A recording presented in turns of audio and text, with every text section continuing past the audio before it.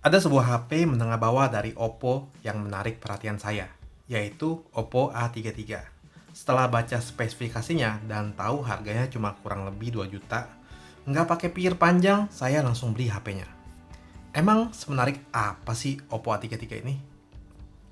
Untuk penampilan HP ini, tadinya saya nggak berekspektasi apa-apa.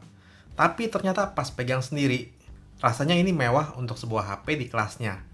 Materialnya sih memang polikarbonat ya, tapi finishingnya itu loh. Saya rasa ini pakai proses AG Mate yang lagi populer dipakai di HP kelas 4-5 jutaan. Terus ada efek pantulan yang Dove juga. Desain kameranya pun udah ngikutin tren tahun ini. Desain bagian depan pun udah modern, memakai punch hole di sebelah kiri atas dengan bezel yang cukup tipis. Paling agak tebal di bagian bawah, tapi itu masih wajar.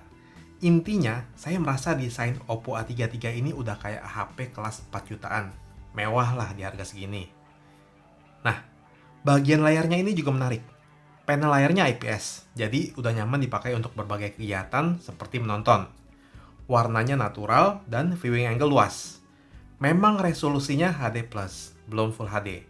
Tapi untuk harga segini, saya bilang masih wajar dan masih lumayan tajam kok. Tapi yang spesial adalah refresh rate-nya sudah 90 Hz, sama dengan beberapa HP flagship. Terakhir saya cek sih, ini HP dengan layar 90 Hz termurah ya. Layar 90 Hz-nya ini juga optimal, smooth-nya itu terasa. Dipakai untuk nonton, selain layarnya lumayan bagus, speakernya juga tergolong baik di harga segini. Terus yang bikin kaget, speakernya dual stereo, jadi ada dua ya. Dipakai untuk main game ya lumayan buat di kelasnya. GPU Adreno 610 di Snapdragon 460 itu sama dengan yang dipakai di Snapdragon 665 ya. Jadi kurang lebih sama performa gamingnya. Grafis PUBG kalau di smooth bisa hingga frame rate high.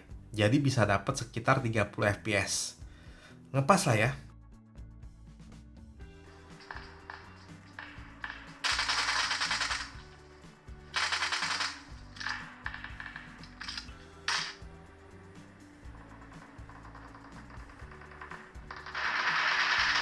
Kalau Call of Duty Mobile, settingan grafis cuma bisa main di low dengan frame rate medium.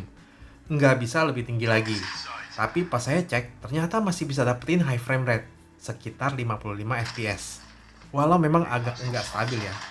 Suka turun ke sekitar 30-40 fps. Tapi masih sangat not bad.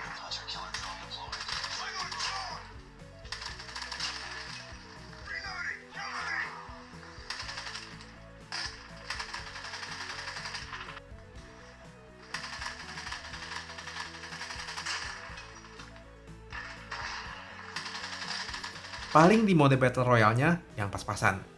Jalan di sekitar 24-30 fps.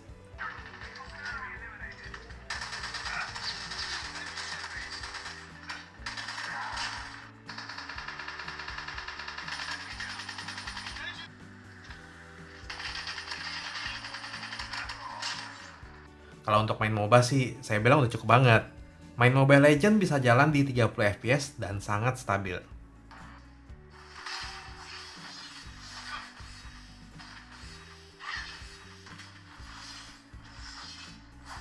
Sebetulnya Snapdragon 460 ini udah tergolong cukup powerful di kelas segini. Ini adalah Snapdragon seri 400 pertama yang disematkan CPU high performance. Ya intinya mirip Snapdragon 665 lah. Jadi jalanin day test nggak ada masalah, terasa cukup cepat. Apalagi ColorOS 7.2-nya saya bilang cukup optimal. Palingan masalah RAM aja yang 3 GB. Jadi kalau banyak apps di background dan sering multitasking, ya bakal sering ngalamin loading ulang dari awal. Sekarang kita masuk ke sektor kameranya. HP ini memakai setup triple kamera.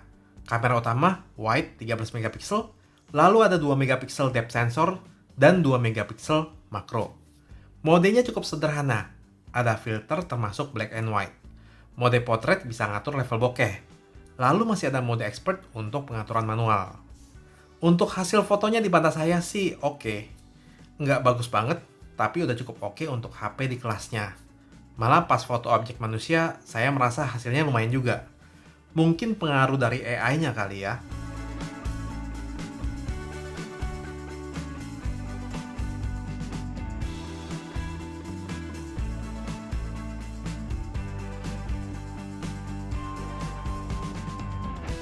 Hasil foto portretnya di atas ekspektasi saya. Hasilnya saya bilang masih lumayan. Paling untuk detail dan ketajaman, ya cukup oke. Untuk hasil foto low light-nya menurut saya biasa aja. Tapi menurut saya memang masih cukup sesuai dengan harganya. Jadi nggak bisa dibandingkan dengan Oppo Reno 4 series.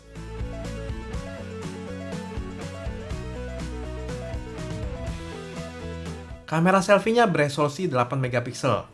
Ada mode portrait juga. Menurut saya warnanya entah kenapa agak kehijauan sih. Mungkin settingannya agak terlalu warm.